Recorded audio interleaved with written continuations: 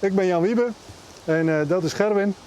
En wij hebben op een jongen besloten dat bij deze bushalte dit bushokje moet. Busje komt zo, busje komt zo, busje komt zo, busje komt zo, busje komt zo, busje komt zo, busje komt zo, busje komt zo. Ik ben Henk Hiddinga. Ik jou wat invulling aan het bushokje. We zetten wel eens wat woljedel. Ik ga een vogelhakje ophangen. Dat is een beetje. Busje komt zo, busje komt zo, busje komt zo, busje komt zo. Eventjes geduld nog, want het busje komt zo. Ik ben Gedda en ik heb het boekenkastje wat vroeger bij ons huis stond in het bushokje gezet. Dan hoef ik hem niet elke keer binnen en buiten te zetten. Nou, dit is een deeltrein dikje en daar staat een prachtige mooie bushalte in. En nou ja, ik weet niet of hier ooit een bus komt, maar die bus kan in ieder geval op het einde draaien. En ik ga er ook nog nooit een bus doen. Toen kwam er een agent aan, die vroeg wat moet dat hier? Wat moet dat hier? Wij wachten op ons busje, dat komt over een kwartier. Want waarom moet er een bushokje staan bij een bushalte dat niet een bus komt? Nou, wij hebben een heel vriendelijk buurtschap. En als hier mensen binnenhalen, dan moeten ze wel droog staan. Nou, en als de bezoekers binnen, dan vind ik dat ze dreig staan bij de bushal. En op een gegeven moment zeggen je dus, hé, dit is dit een bushokje. Ja. En toen zijn we. Dan moet je vast heel lang wachten. We vullen jou er een invulling aan. We hangen je wat spreuken op.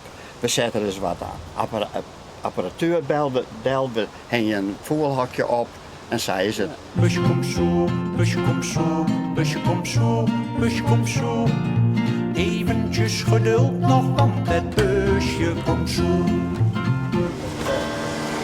Zo, maar die klok, hè? Dat is van Gerda Hamon, die had de klok ophangen. Ja. Die neemt altijd op tijd. Nou, en dit is de tweede klok, maar de eerste klok Ja. die stellen.